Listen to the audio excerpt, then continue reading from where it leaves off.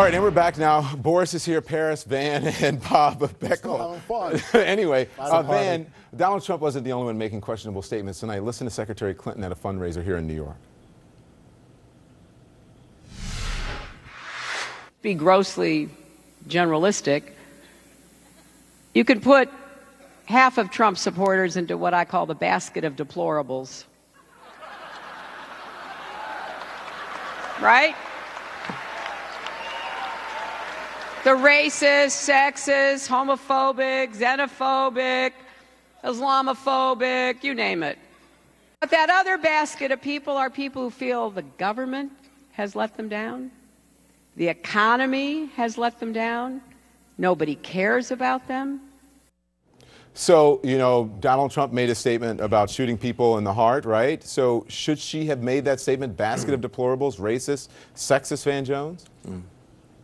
Well, look, I think she was trying to do something good, but I think she bobbled it there. I don't think she should say half. There certainly are some strains, and people who are part of the Trump movement have been frustrated by these strains of xenophobia, racism, et cetera, some of the white nationalist organizations. But I wouldn't say half. There are those elements. I think she was trying to say something that's actually good, which is that the legitimate concerns of a lot of people who have been let down by the economy and have been let down by the government and have been let down by the elites have found expression both in the Sanders campaign and in the Trump campaign. And I think it's important for Democrats to stop demonizing the entire Trump movement and saying that they're all bigots and deplorable, but it's not that much better to say that half of them are. Paris, so she's moving in the right direction. She needs to move a lot faster. Paris, you don't think that's what she's saying? I applaud Van. That is some incredible spin right there. There is no way anybody listening to Secretary Clinton can take anything from the fact that she was totally out of line and attacking good-hearted Americans for supporting somebody that they believe in like Mr. Trump. I think she owes me an apology, she owes Boris an apology, and the thousands, if not millions of Americans who are good-hearted people who just have a simple disagreement with the direction of the country. They don't want to go down to have another term of Barack Obama by electing Hillary Clinton. They want to make America great again for everyone by electing Donald Trump. We're not racist, we're not sexist. They start losing, we're not racist and we're not sexist. Paris, that's offensive. Bob, go ahead. Please, it's beneath her. Let me say on the other side that Donald Trump says that Hillary Clinton and her supporters don't mind rapists and murderers coming in from Mexico. Of course we do, and we're not for that. I didn't hear him say that. Just a second. Let me say something in defense of Trump here. This may come as a surprise to you. But I think that when Hillary Clinton's campaign manager, Robbie Mook, said that Donald Trump, the question is whether he's a puppet of the Russians. Now, that is going way over the line. Absolutely. That is wrong. I don't believe that for a second. And I think that we, on our side, and I think Van made this point very well, we have to be very careful that we don't let this campaign get into things that are, I mean, that kind of statement, that's treason you're talking about here. That's not, it has no place in presidential politics. And last thing I say to Boris is, in your honor, I went through 143 polls tonight. And I got to tell you one thing, you're right, this race is tightening. And it's all Hillary Clinton backing down. Donald Trump in the state of Ohio has 41, 41, 42, 41, 40, 39, 41, 42. That's a lot of numbers, Bob. Huh? That's a lot of numbers. Let him finish his point, then you can get it. But my point is, if you go through Ohio and Pennsylvania and Michigan, Trump's numbers have not moved. He's hit a ceiling. She's come back, and at 50-some% negative, I'm not surprised she has. The real problem that Donald Trump has, and you have to stop selectively picking out polls like CNN's. Go and look at them by the thousands. Bob. Let him respond, Bob. I took out my own poll. Let him respond quickly. That was CNN's poll, right? But here's the larger issue. The larger issue is that if you look at what's going on in this race, Hillary Clinton is absolutely losing momentum, and she's losing. That's why she's going unhinged like she did today. That's what's happening. The Clintons start losing, and let me finish, Bob. The Clintons start losing, and they get angry. That's what happened in 2008. That's why they became extremely racial against Barack Obama, saying he should have been carrying their coffee, their bags. Can we ever have a civilized conversation on Bob, facts I'm here? talking. I don't understand what you're doing. Quickly, make your point. So the bottom line is the Clintons are upset. She's losing, and she's frankly losing it while doing so. All right, go ahead, Bob. You want to respond? All right, let me just say I think that's a gross statement to make. But leaving that aside, I admitted to you she's backing up. The key point here is that Trump has not moved up at all. She has come back down. Poll that came out on Monday. Boris. Wait a second. But wait a minute, Boris. There was a 79,000 sample poll done by the Washington Post. Now, in Texas, there were 3,000 people polled. The margin of error was almost zero. She's tied with him. In Texas. So you're saying that she's going to win Texas, Bob? You know that's not going to happen. No, I don't think she's going to win Texas. We're going to carry Texas. Irrelevant. We're going to win Ohio, that's Florida, and Pennsylvania. No, you're not going to win Ohio. But leaving that aside, if you look at polls, that's going to have to be it. You guys will be back next hour. We'll continue our discussion. Thank you, everyone. Van Jones, stick around. The firestorm over. Donald Trump went off script in his Florida rally tonight, making this shocking charge about Hillary Clinton. She is being so protected. She could walk into this arena right now and shoot somebody with 20,000 people watching right smack in the middle of the heart, and she wouldn't be prosecuted, okay? That's what's happened. That is what's happened to our country. Let's discuss now. Boris Epshteyn is here. He is a senior advisor to the Trump campaign. Paris Denard, director of Black Outreach for President George W. Bush and a Trump supporter. CNN political contributor Van Jones and CNN political commentator Bob Beckel. I can see I have my hands full. Gentlemen, welcome. Boris, why would Donald Trump say that? What did you think? Listen, it's hyperbole, right? And he's obviously talking about the fact that she is somebody who's getting away with everything. And you look at the career of the Clintons, look back at Whitewater, Lincoln bedroom, look at all the scandals, but then specifically look at the emails, all the information that came out last week, destroying Blackberries with hammers, lying to Congress about turning over all her emails. That's why he would say that? So because she is protected. He's right. She's being protected. She should have been indicted. Yeah, it sounds a lot like, Van, did you want to say something? Or was that just a clearing of the throat? I'm happy to point out that if she's being so protected, how do you know all that stuff? That this stuff is being reported on 24 hours a day. You guys are ginning it up. Who's doing the protecting here? The American people have made a judgment that they'd rather have someone like her who's flawed, but at least is prepared, than someone who is both flawed and unprepared to be president of the United States. Good, Boris. Well, to be fair, they haven't made any judgment. The election hasn't happened. Donald Trump is up in the CNN poll, and he's up by 15% on truthfulness. So if the American people are making a judgment, it's that she's not trustworthy. That's the judgment they're making, my friend. Up by 15%. I mean, it would sound like a big number, but that's big. 50 to 35. You get that number, Boris. That is a big number. I love talking to you. Go ahead, Bob. I'm in the polling business, and you always shock me by coming up with a new number. Where did you get that? CNN ORC on trustworthiness.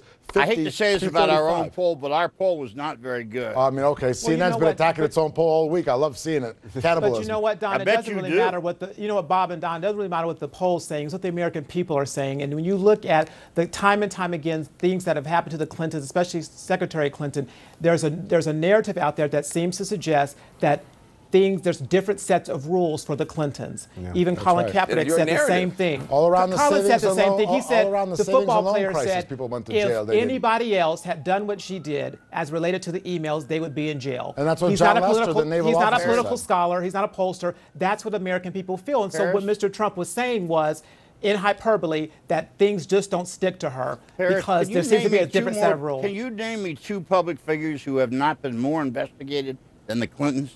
Sure, George W. Bush and George H.W. Bush. Oh, all Republicans out there. By the way, hold on, let me answer. And by the way, investigated and indicted. Well, Bob, let me answer your question. Investigated and indicted are two different things. After Bill Clinton has a powwow with Loretta Lynch, all of a sudden, Hillary Clinton is not indicted. And to quote the naval officer from the forum, John Lester, he said, if anybody else would have done that, they'd be indicted and in jail. Wait, I got to get in here. I'm sorry. What was George Bush and George W. Bush? Listen, both those, they've been vetted, they've been investigated. They looked what were at they investigated for specifically? All their backgrounds. The people they've been vetted, their backgrounds were. What were they investigated for? You said no one. Listen, they hadn't done anything criminal, so they didn't have to. But you just said that they had been investigated. So where's the proof? What's the investigation? They've been vetted. Look at their public lives. They've all been on public display. Okay, but there is no proof that they have been investigated about anything. Listen, to Bob's point, you have to commit something. You have to commit a crime. I understand that, but you're saying that. I know, but you're saying you made the assessment that they have been investigated. The last two Republican for what? Last two Republican president. If you want to investigate in the criminal man, of course they haven't been because they didn't do anything criminal like Hillary Clinton has. Okay. They were vetted. Hillary Clinton has been vetted, and she has been lying to the American people. Don, to Bob's point, yes, the Clintons have been investigated quite considerably over their decades and decades of service. But the point is, they have never had the same type of charges and convictions like any other regular American would have. So that's the narrative, that things just don't apply to them. The rules don't apply to the Clintons, and they seem to get away with almost anything. When is it? But is it? Hang on. Are they getting away with it, or is it just that there's no evidence there to indict them? Don, you saw the evidence. I'm just asking. The evidence is on its face. I got to get in here, Don. Don. Come on, Van. Listen, this is what we do. Donald Trump is a master of this.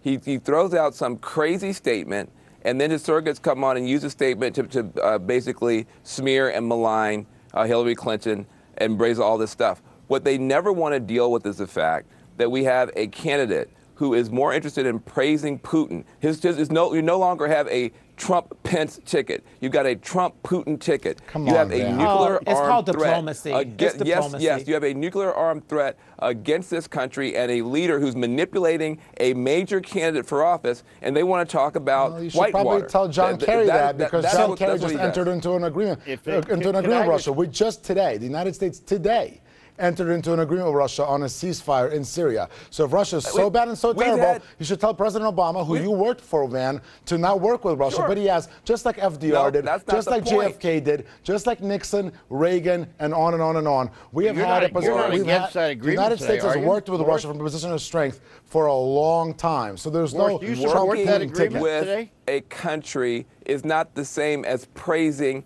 a dictator. Reagan never praised Soviet dictators. Reagan praised Gorbachev. He didn't. You're factually incorrect. He worked with them. And the issue and is Margaret Thatcher praised Gorbachev as well. Reagan and Margaret Thatcher both praised Gorbachev. Okay, I want Bob to get the last word. I would say, look, there were 28 hearings on Benghazi, and Hillary Clinton got through that, and there was no way the committee could do anything. Bill Clinton was the second president in the United States history that was impeached, and it was laughed at the United States Senate because it was a Republican right-wing effort. Hillary Clinton has been on the defensive every day she's been in public life, and you wonder why there is some trust problems. She's committing so many crimes. That's why. And it just doesn't fit. It's different rules for the Clintons. One at a time. But you better be careful before you say things like that. I think you're a decent guy, but you should not say somebody commits a crime that she's because committed a they've crime had because she's not. into it. Hold on. This is something that you have to be clear about. Sure. Okay, especially as a network. She has not been convicted of any crimes. Doesn't mean she didn't commit them. She's been accused of committing. Doesn't mean she didn't commit them. Well, you can say she's been accused. Hang on, Boris. Can I give you an example? Boris, you sound like Joe McCarthy. Hold on, now. Bob. I have to be accurate here as a journalist, and CNN as a network. She has not been convicted of any crime, so you can't say she committed. Now, you cannot say she committed. Absolutely. As an attorney, I'll tell you. You can say she's been accused. Well, let me give you a time. Let me give you a specific example without Bob yelling in my ear. On March 2nd of 2015, the New York Times ran a story that she had a homebrew server. On March 3rd, there was a preservation letter. On March 4th, there was a subpoena. In late March 2015, people connected her. I understand that. We understand that. That is Bob, I understand that. Of justice. I'm Boris, I understand that. Boris, I understand that. She has They been should have. accused. The only when you can say someone has committed a crime is when they have been convicted of a crime. No. Yes, it is. You could say they committed it. That's what a prosecutor would do. Yes, it is. No. Yes, it is, Boris. We could agree to disagree, but no, we can't disagree. It's called Boris. It's called a fact. Don, I'm a lawyer. You're not. A prosecutor in court can absolutely say someone committed a crime. Just because you're a lawyer doesn't mean that you're accurate. I am accurate. I'm right on this. Okay. Boris, you can check the law books. Yes. Check the law books. Anyways, so for our stand by, Bob. I could make a suggestion that Donald Trump committed crimes, but I won't do it because I can't. Plenty of Democrats do, Bob. Hold on. Can we stand by? So for the sake of this network, Hillary Clinton has been accused of crimes, has not been convicted, so it is not fair to say that she has committed crimes. Okay, we will be right back. She's Donald Trump, by the way, not the only one who's making controversial statements tonight. So is Hillary Clinton. We'll play that when we come back.